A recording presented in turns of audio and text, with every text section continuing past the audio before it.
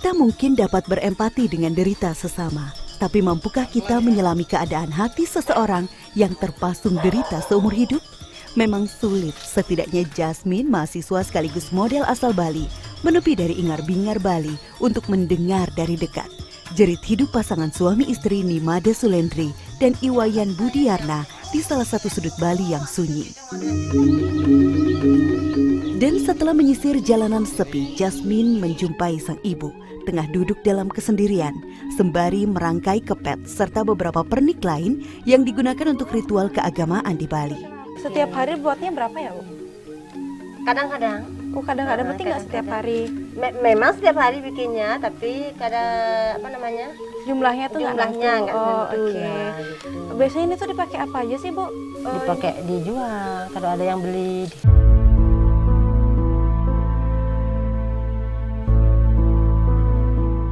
Oke, berarti kalau misalkan galungan itu Ibu nggak perlu beli ya? Enggak, cuma bikin. Oke.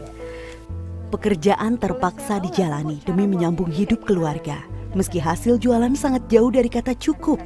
Apalagi tak setiap hari barang kerajinan yang dibuat Ibu Made dibeli, karena hanya ramai di hari raya keagamaan. Biasanya Ibu jualnya berapa, Bu?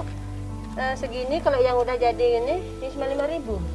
Oh, Ini dah 5.000 ya. oh segini 5.000. Ini 5.000. Kalau yang belum jadi, kalau cuma ininya saja, ini cuma 2,5.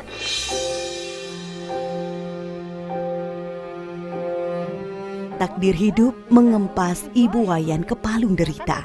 Ia menjerit histeris, hatinya hancur ketika mengalami kecelakaan tahun 2015 silam, hingga kakinya harus diamputasi. Merasa detak hidup terhenti, ia berniat bunuh diri.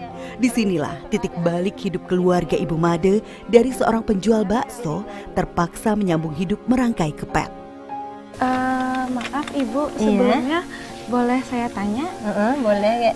Ini Ibu kenapa bisa pakai tongkat ya? Saya kecelakaan dulu ya waktu berapa tuh 2015 Desember.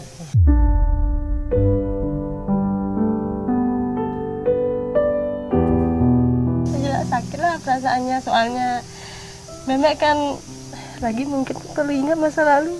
Maaf ya Kak ya, maaf ya Bu, teringat masa lalu nangis lah saya.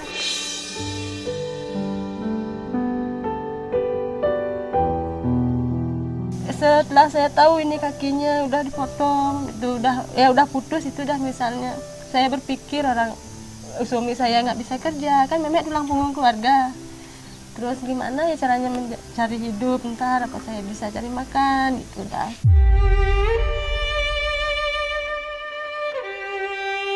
Ya perasaan saya terus terang saya putus asa. Waktu di rumah sakit saya pernah suruh susternya bikin masukin infus mau bunuh diri dah saya.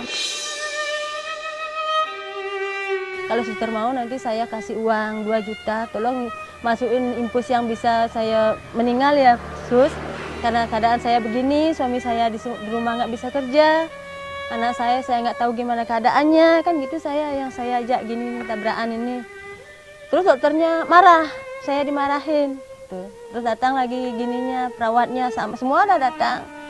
Saya tuh kayak orang Bu, jangan begini ya. Ibu ini harus sabar, masih banyak kok orang yang lebih jelek daripada ibu. Gitu dia ngomongnya.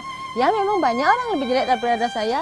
Kan suaminya bisa kerja. Coba sedangkan suami saya di rumah nggak bisa ngapa-ngapain, jalan aja nggak bisa. Teramat kejam kenyataan. Ibu Made tak sanggup memikul derita hingga berulang kali berniat bunuh diri.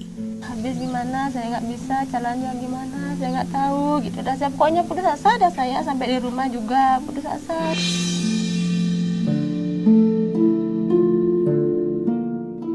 Dan apa-apa. Akhirnya apa yang memotivasi Ibu buat tetap lanjut ke depan? Ya, anak sama cucu sama suami. Ya itu udah bikin dia pokoknya Memek tenang saja, Memek nggak mungkin nanti nggak makan, pasti ada jalan. Digituin pokoknya pasti ada, Tuhan tidak akan memberi cobaan yang nggak bisa kita pikul.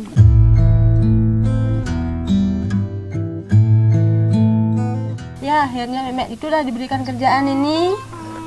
Pada akhirnya terus ada yang beli, terus tiap hari ada aja yang beli, akhirnya bisa Memek beli beras, bisa Memek misalnya beli kebutuhan sehari-hari ya, walaupun tidak sama dengan orang-orang gitu misalnya.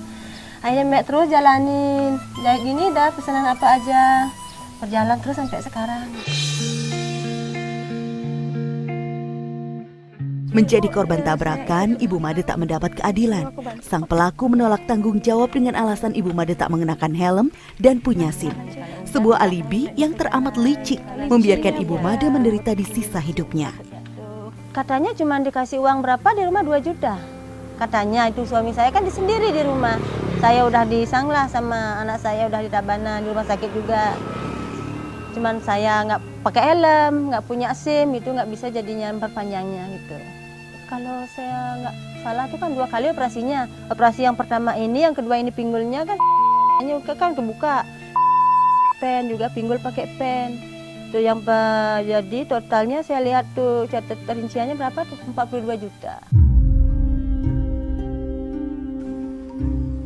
Sengsara hidup ditanggung dalam sabar dan tabah. Hari-hari berlumur nestapa dilalui di rumah teramat sederhana tanpa ventilasi yang memadai. Di kamar sempit itu, Ibu Made masih menyimpan etalase, bekas jualan bakso sebelum kecelakaan dulu. Sebelumnya ibu tuh memang tidur di sini ya? Awalnya enggak, ini karena hujan-hujan jadinya Memek pindah ke sini biar gampang ke dapur. Oh gitu. Iya, karena licin. Ini juga banyak ada etalase. Ini tempatnya ibu ngewarung ya? Iya dulu waktu belum kecelakaan, Memek warung di sini. Ibu tidur di sini apa nggak pengap ya bu? Soalnya kan nggak ada jendela. Ya kan pengap gak, biar gimana man, biar dekat ke dapur dan ke kamar mandi. Pasti nanti lebih baik lagi. Mudah-mudahan nanti ke depannya anak Memek yang dapat rezeki mungkin. Ibu semangat terus ya. Semangat gak? Iya harus semangat, nggak boleh nyerah-nyerah. Ibu tolong doanya ya gak Iya. ya. Pasti ibu bisa. Gak ada cobaan yang nggak bisa dilewatin. Iya Bu. gak. Iya bu. Hati-hati ya bu. Iya. Derita menyesaki dada, namun Ibu Made berusaha tersenyum. Dengan penuh kesabaran, ia mengajari Jasmine merangkai kepet. Bu, saya mau dong buat diajarin bikinnya kayak Ini gimana. caranya, ini pakai pakai ukurannya, kan ini ukurannya kayak Berarti diukur dari dulu ini ya. dulu ya, dari Dari sini ujung ya. Potong dari sini. Oh, bisa. Dari sini dari tangan Memek. Samain aja itu udah terus. Taruh sini biar gampang. Yang dihilangin tulangnya gitu ya? Iya, tulangnya biar nggak keras. Kan jadi kaku kalau nggak dihilangin gini. Karena lebih susah sama pakai gini bu. Pakai janur. Iya, Ya. pakai janur Jarang lebih susah. orang bisa. Lebih Ini awet ya? Lebih awet ini ya. Kalau janur kan harus cari sekarang, pakai sekarang. Oh gitu, Gitu, langsung ya. dipakai hari ini Heeh. gitu ya? Kalau ini kan jauh-jauh hari udah bisa bikin.